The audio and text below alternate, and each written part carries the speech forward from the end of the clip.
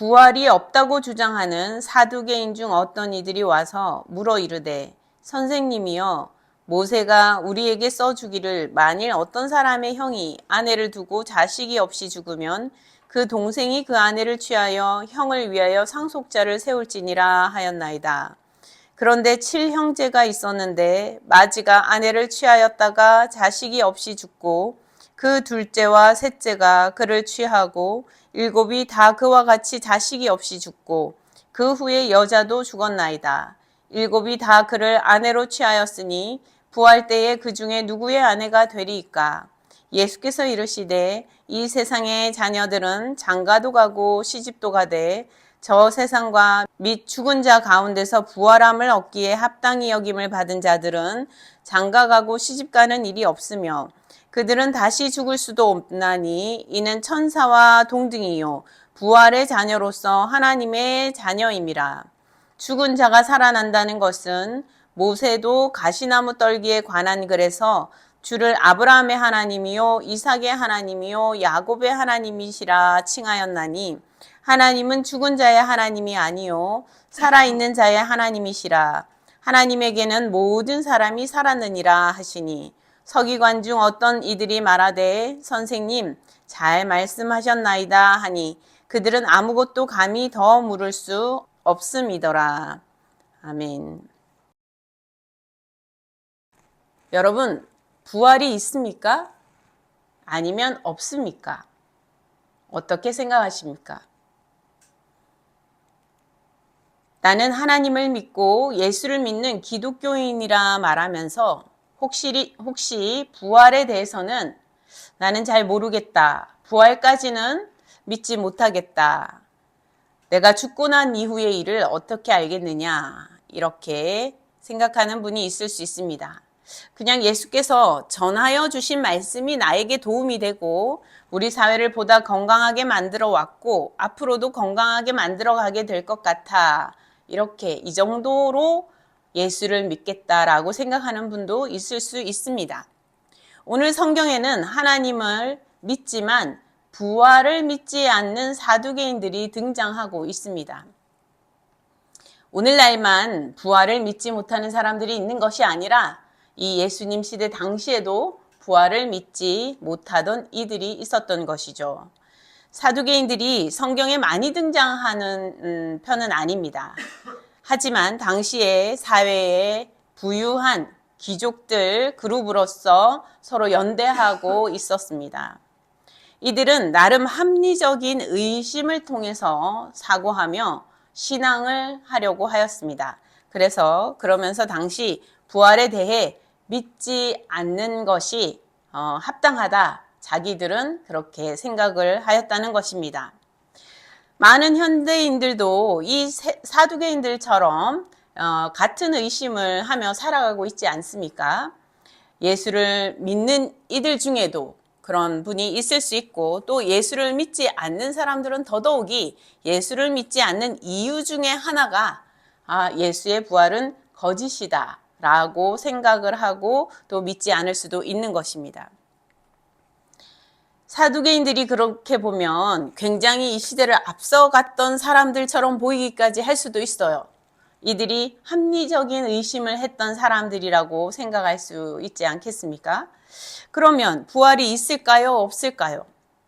오늘 본문 내용은 사두개인들이 예수께 부활이 없다는 증거, 그 주장의 근거가 될 만한 것을 예를 들어서 부활이 어떻게 있을 수 있습니까? 이렇게 질문하는 내용이라고 할 수 있습니다. 이 사두개인들이 든 예가 무엇입니까? 율법에 기록되었던 모세가 전하여 준 그 결혼에 관한 이야기입니다. 결혼 제도에 관한 것이죠.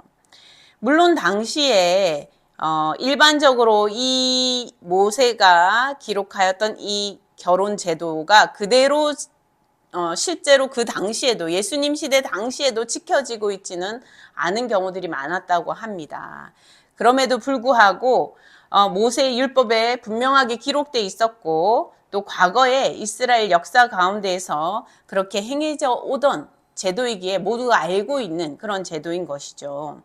형이 아내를 두고 자녀가 없이 죽었을 경우에 그 동생이 형의 아내에게 형의 자녀를 낳아주는, 그래서 상속자를 낳아주는 그런 제도, 시스템이 있었다는 것입니다.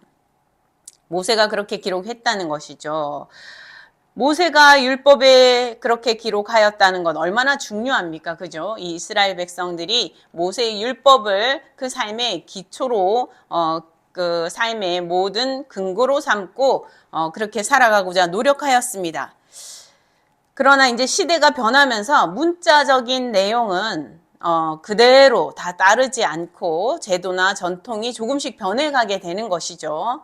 근본적인 정신이 중요한 것이지 않습니까? 그러다 보니까 근본적인 정신을 유지해 가는 것, 그것은 오늘날에도 중요한 문제입니다. 성경을 읽을 때 모든 것이 문자적으로 그대로, 그 예정 그대로 오늘도 있어야 한다, 이런 것이 아니라 그 근본적인 정신을 보아야 합니다. 문자적으로는 현대에 우리도 이 이야기를 들어보면 참 도저히 이해할 수 없는 그런 제도 아니겠습니까? 그렇지만 철저히 남성 중심의 그 사회가 유지되어 가던 그 예전 시대를 생각한다면, 그리고 주변에는 폭력이 난무하던 그런 시대를 생각해 본다면, 결혼했다가 홀로 남겨진 어떤 그 여성에게 자녀를 갖게 함으로써 그 집안이 가문의 한 세대로 지켜질 수 있도록, 그래서 또 상속자를 낳아줌으로써 그 집안의 재산이 잘 물려져 갈 수 있도록, 지켜져 갈 수 있도록, 다른 누구에게 재산이 빼앗기지 않도록 해주는 그러한 역할들을 해줄 수 있었다는 것이죠.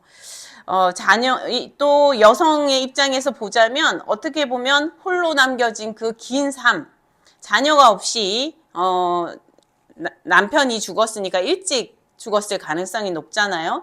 그러니까 그 남은 긴 여생을 자녀 없이 혼자 살아간다는 것이 어려울 수 있었을 텐데, 자녀를 갖게 함으로써 자녀와 함께 살아갈 수 있는 삶을 허락하여 주었다는 것입니다. 형의 대를 이을 뿐이 아니라 또 동생은 그 가정의 안정을 돌보는 어떤 그런 제도권 안에서 돌보는 역할을 어느 정도 감수할 수 있는 그런 관계로 될 수 있었던 것이죠. 사두개인들이 당시 잘 지켜지지는 않고 있지만 모세의 율법에 분명히 기록되어 있는 이 제도를 통해서 이런 걸 볼 때 부활이 있으면 말이 안 될 것 같습니다. 지금 이렇게 이제 질문을 드리는 거예요. 부활이 없다는 것이 이러한 말씀을 볼 때 확실하지 않습니까? 지금 이 얘기를 하고 싶은 것입니다. 그런데 조금 거기 결론까지 말씀드리지 않고, 이런 경우에 7 형제가 있는데 첫째가 결혼하여 아이 없이 아내만 두고 죽었을 때, 그러면 둘째가 그 여인에게 아이를 낳아 주어야 하는데, 둘째도 결혼하였다가 아이를 낳지 못하고 죽고, 셋째도 넷째도 다섯 여섯 일곱째도 모두가 아이를 낳지 못하고 죽고, 결국 그 여인도 죽게 되었습니다. 이런 경우에 부활이 만약에 있다고 가정을 한다면 도대체 이 여인은 부활 후에 누구의 아내가 되는 겁니까? 이렇게 질문을 하고 있습니다. 완곡하게 질문을 하는 것이죠. 곤란한 질문을 이제 한다고 생각하고 본인들이 똑똑하게 질문을 한다고 생각하며 질문을 하고 있는 것입니다.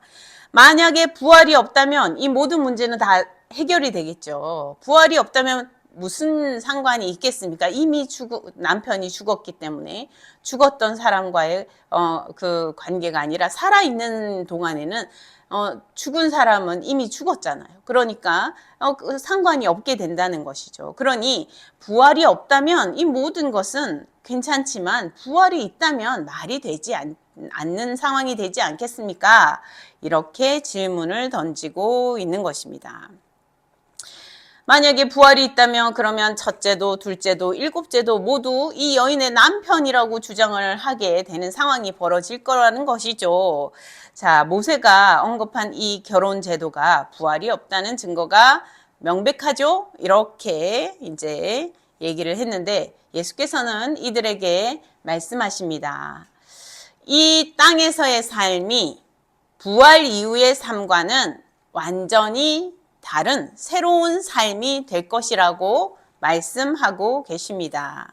너희들이 그것이 이 땅에서의 삶의 그냥 연장선으로 이 땅에서의 삶처럼 생각하려 하니까 이런 오류를 범하는 것이다 라고 말씀하여 주시는 것입니다. 이 땅에서는 남자와 여자가 장가가고 시집가고 너무나 당연한 일이죠. 장가가고 시집가고 이러한 일들이 계속되어져 왔기 때문에 우리 지금 2000년에 이르기까지 계속 이렇게 세대가 이어져 온 건 아니겠습니까? 장가도 가지 않고 시집도 가지 않았다면 세대가 이어질 수가 없는 것이죠. 그렇지만 세대가 이어져서 다음 세대 끊임없이 수천 년 동안 이렇게 세대가 이어져 올 수 있었던 것은 너무나도 당연하고 자연스럽게 장가도 가고 시집가는 이 땅에서의 삶이 된 것인데 저 세상에서의 삶은 그런 것이 아니다. 이렇게 말씀하고 계십니다. 저 세상은 어디입니까? 이 땅에서의 삶이 끝나고 이어지는 다음 세상, 그 다음 세상, 저 세상을 뜻하는 것입니다. 그리고 죽은 자 가운데서 부활함을 얻기에 합당히 여김을 받은 자들이라고 말씀하고 계시는데 죽은 자들 가운데에서 이제 사람들이 죽잖아요. 이 땅에서 이제 삶을 살고 모두가 죽게 됩니다. 모두가 이 땅에서의 삶을 마감하는 날이 오게 됩니다. 시작이 있었으면 끝이 있기 마련이죠. 시작이 있었다가 우리는 이 땅에서의 죽음으로 마감을 하게 되는데 그 가운데서 부활함을 얻기에 합당히 여김을 받은 자들이 어떻게 되느냐? 장가가고 시집가는 일이 없다 이렇게 말씀하십니다. 그들은 다시 죽을 수도 없다 이렇게 말씀하고 계세요. 이 말씀 무슨 말씀입니까? 영원히 살게 된다는 것이죠. 삶이 우리는 이제 이 땅에서 살아가다 보면 언젠가는 우리의 삶이 여기서 끝날 때가 있을 거다 이렇게 생각하며 살아가고 있잖아요. 그런데 이 세상이 끝나고 저 세상으로 가서 우리가 부활에 합당한 사람으로 여김받아서 부활을 하게 되는 경우에 다시 죽을 수 있는 삶이 아니라는 거예요. 다시 끝나는 삶이 아니라는 거예요. 다시는 끝나는 죽음이 없는 영원한 삶으로 나아가게 된다는 것입니다. 이는 천사와 동등하다 이렇게 얘기했습니다. 천사와 동등하다. 우리가 천사가 이 육신을 가진 우리와는 다르다는 걸 알고 있지 않습니까? 이 육신을 가진 우리는 죽음 앞에 설 수밖에 없지만 천사는 그렇지가 않죠. 하나님의 가까이에서 하나님을 찬양하면서 하나님께서 말씀하시는 대로 온전히 순종하면서 지내는 그 천사는 그야말로 죽음이 없는 천상의 세계에서 함께 있는 것 아니겠습니까? 근데 부활의 자녀들 또한 그렇다는 것입니다. 천상의 존재로서 하나님의 자녀로서 살아가게 됨으로써 다시는 죽을 수 없는 그런 존재로 새로 난다는 것이죠. 이 세상에서 우리가 자녀를 낳고 대를 잇는 그런 결혼 제도는 더 이상 필요 없는 그런 세계라는 거예요. 죽음이 없는 세계이기 때문에 결혼도 더 이상 필요하지 않는 그러한 세계라는 것입니다. 더 이상 그곳은 결혼이 필요하지가 않다는 거예요. 더 이상 대를 잇고 하는 것이 필요하지 않다는 것입니다. 그렇기 때문에 그곳에서는 이 땅에서의 결혼 제도가 그 미래의 삶을 얽어매려고 할 수 없다는 것입니다. 미래의 천상에서는 완전히 새로운 천사와 같이 그러한 천상의 삶으로 살게 된다는 것이죠. 하나님의 자녀로, 부활의 자녀로, 하나님의 자녀로 살아가게 되는 것입니다. 부활의 자녀로 부름받는다는 것은 하나님의 자녀로 부름받는다는 것입니다. 그러니 확실한 하나님과의 새로운 관계 안에서 하나님의 자녀로서 살아가는 세계가 될 거라는 거예요. 세계가. 그 세계는 완전히 새로운 세계입니다. 지금은 여기에서는 남녀의 관계가 중요한 세계죠. 그죠? 남녀의 관계가 중요한 세계고 사람과 사람과의 관계가 거의 모두인 것처럼 보일 수 있는 그런 세계이기도 합니다. 하지만 저 세계에서는 사람과 사람과의 관계, 그것을 훨씬 뛰어넘는 하나님 아버지와의 관계가 온전히 드러나는, 그래서 하나님의 자녀로서 서게 되는, 확실하게 하나님의 자녀로 온전히 서게 되는 그런 하나님과의 새로운 관계로 완전히 돌입하게 되는 그런 세계라는 것이죠. 모세를 통해서 전해진 과거의 결혼 형태가 부활이 없다는 증거가 될 수 없다. 주님께서는 그렇게 말씀하고 계시는 것입니다. 하나님께서는 그 여인의 아버지도 되시고 그 첫째 남편의 아버지도 될 수 있고 둘째, 셋째, 일곱째 모든 그 형제들의 아버지가 될 것이라는 것입니다. 모두가 하나님을 믿는 믿음 안에서 부활에 합당한 사람으로 세워진다면 모두가 하나님과의 관계 안에 서게 된다는 것이죠. 온전히 하나님 관계에 초점을 맞추어서 사는 세계에 들어서게 된다는 것입니다. 그러니 더 이상 그 여인에게도 어느 남편이 필요한 것이 아니라는 것이죠. 하나님으로 충만한 것입니다. 다른 부분을 보면 모세가 떨기나무 앞에서 하나님을 뵙고 하나님께서 하나님을 자신을 계시하시고 또 이 모세가 하나님의 이름을 듣게 되는 과정이 있습니다. 거기에서 하나님께서 하나님을 자신을 계시하실 때에 아브라함의 하나님, 이삭의 하나님, 야곱의 하나님이라고 부르고 계십니다. 그리고 이 모세가 이스라엘 백성들에게 나아가서 제가 너의 신이 그러면 이름이 무엇이냐라고 말하면 어떻게 대답합니까? 라고 할 때에 너희 조상의 하나님, 아브라함의 하나님, 이삭의 하나님, 야곱의 하나님 여호와시다라고 스스로 계신 하나님이시다라고 전하라고 하였습니다. 하나님께서는 스스로 계신 하나님이시며 모든 믿음의 사람들의 하나님 아버지가 되시는 것입니다. 오늘 예수님께서 하나님은 산자의 하나님이시다 이렇게 말씀하고 계시는데요.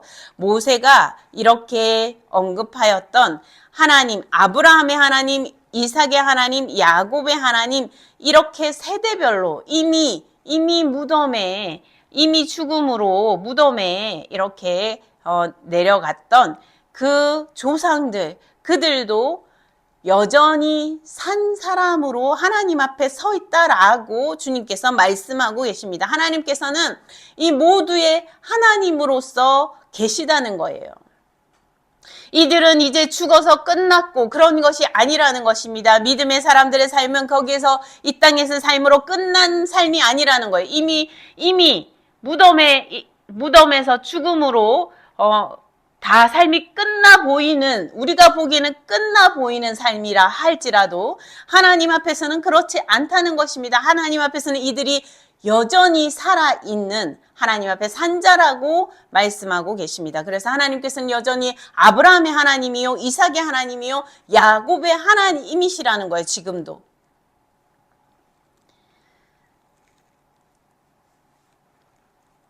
현재는 우리가 죽은 사람으로 생각하는 많은 분들이 있습니다. 그죠? 우리의 조상들, 어떤 분들은 아버지 어머니가 돌아가셔서 죽음으로 끝나 있는 것으로 생각하기 쉽습니다. 그러나 그렇지 않다라고 주님께서는 말씀하고 계십니다. 하나님 앞에서는 부활의 부르심으로 받기에 합당한 하나님의 사람들, 믿음의 사람들이 살아있다라고 말씀하고 계십니다. 하나님 앞에서 모두가 산 사람이다. 하나님은 여전히 지금도 그들의 하나님이시다라고 선언하고 계시는 것입니다. 그러니 아브라함의 하나님이고 이삭의 하나님이고 야곱의 하나님 또 모세의 하나님이시기도 하시지요. 출애굽을 시킨 이스라엘 백성들 그 당시에 그 이스라엘 온 백성의 하나님이시기도 하셨지요. 하나님은 다윗의 하나님이시기도 하셨고요. 히스기야의 이사야의 하나님이시며 엘리야의 하나님이셨습니다. 하지만 지금도 다윗의 하나님이시며 히스기야의 하나님이시며 이사야의 하나님이시며 엘리야의 하나님이시라는 거예요.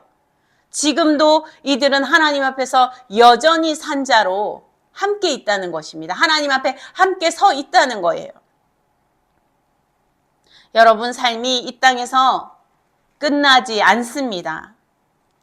이 땅에서 끝나지 않고 하나님의 부르심 가운데서 부활에 합당한 자로 설 때에 하나님 앞에 영원히 사는 삶으로 그러한 세계로 들어서게 되는 것입니다.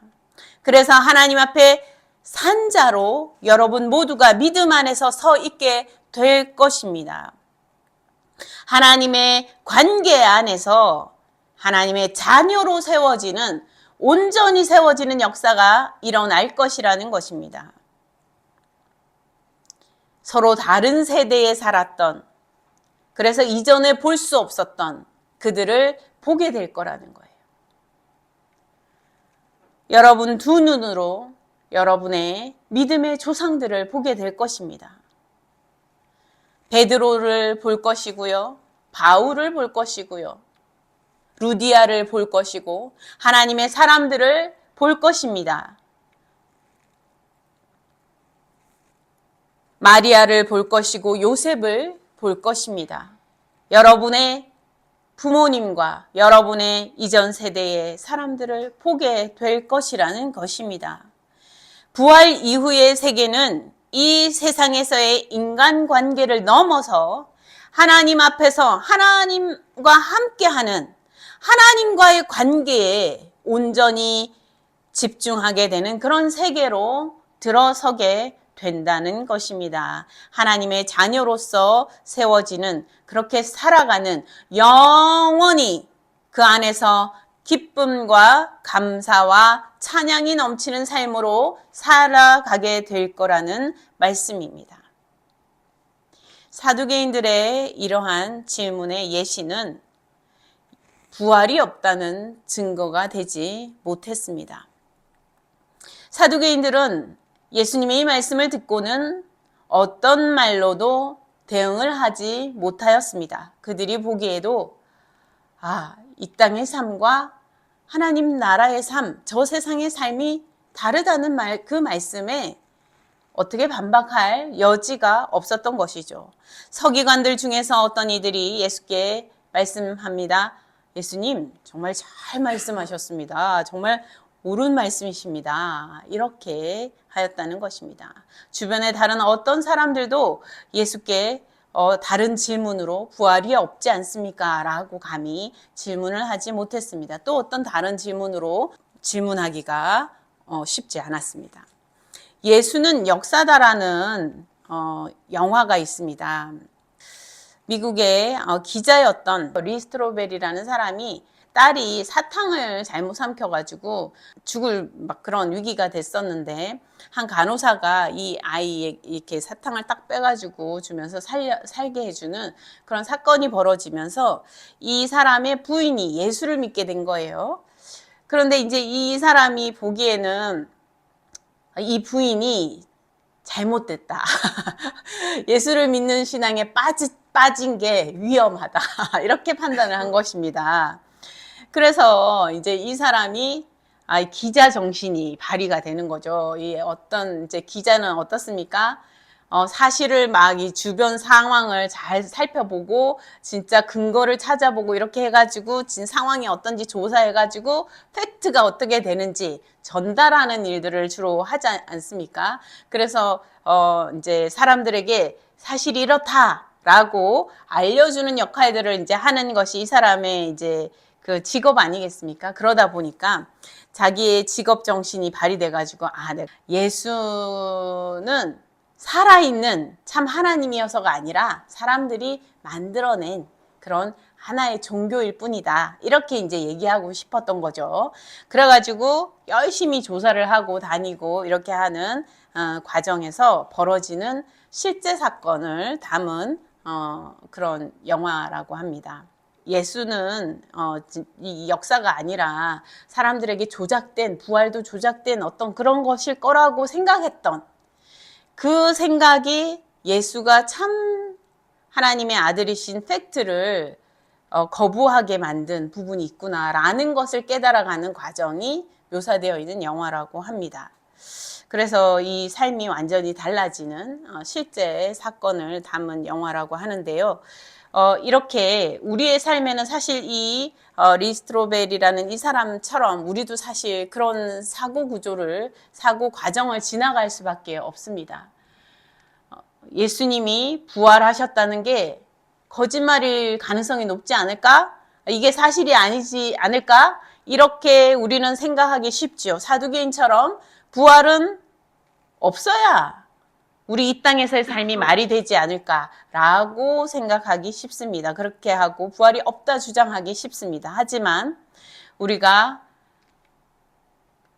그럴수록 더욱더 부활이 있는가 없는가 하나님 앞에 질문하며 나아가야 할 것입니다. 그럴수록 더욱더 주님이 참 하나님의 아들이신가 질문하며 나아가야 할 것입니다. 질문하며 나아갈 때에 하나님께서 답하여 주시고 주님께서 답하여 주시고 깨닫게 하여 주시는 역사가 일어날 것입니다. 오늘 주님께서는 사두개인들이 예를 든 이 예가 부활이 없다는 근거가 되지 못하는 것을 명확하게 보여주셨습니다. 부활의 삶으로, 부활의 세계로 들어가는 것은 이 땅에서의 세계의 삶과 다르다. 하나님의 자녀로서 하나님과의 관계 안에서 세워지는 세계로 나아가게 될 것이다. 그리고 이전의 모든 너희들이 죽었다고 생각하고 이미 그들의 삶이 끝났다고 생각하는 그들이 하나님 앞에서는 여전히 살아있는 사람으로 하나님의 앞에서 산 사람으로 있으며 하나님은 여전히 그들의 하나님으로 계시다라고 선언하여 주고 계시다는 것입니다. 오늘 이 말씀을 기억하면서 우리도 이 땅에서의 삶만 생각하고 살아가던 우리 생활에서 다시 부활의 소망을 한번 가져보실 수 있기를 바랍니다. 부활의 소망을 다시 붙잡으며 살아가실 수 있기를 바랍니다. 하나님 나라의 세계로 나아가기를 소망하면서 이 땅의 삶의 모든 여러 가지 어려움이나 이러한 것들을 믿음 안에서 넘어갈 수 있는 성도들이 되기를 바랍니다. 이 땅에서의 모든 관계가 소중합니다. 하지만 하나님 앞에 나아가면 그보다도 훨씬 더 소중한 하나님과의 관계의 세계로 나아갈 수 있는 복된 부활의 세계로 나아갈 수 있다는 것을 믿고 오늘도 소망 가운데 살아갈 수 있는 성도들 다 되시기를 바랍니다. 함께 기도하겠습니다. 하나님 아버지 감사합니다. 우리도 이 사두개인들처럼 부활을 믿는 것이 어려웠습니다. 하나님, 이 땅에서의 삶이 다인 것처럼 우리가 착각을 하게 되는 일들이 많은 것을 고백합니다. 주님, 하지만 이 땅에서의 삶은 잠시요. 하나님의 나라에서의 삶은 영원한 것을 저희가 기억하고 하늘의 소망을 가지고 부활의 소망을 가지고 사는 삶이 되게 하여 주시옵소서. 이 땅에서 어렵고 힘든 일이 있을지라도 믿음을 지키기 위해 험난한 길을 가야 하는 과정이 있을지라도 하나님 나라의 복된 삶을 바라보며 믿음 안에서 잘 이겨가게 인도하여 주시옵소서. 모든 것을 주님께 맡겼고 예수님의 이름으로 기도드립니다. 아멘.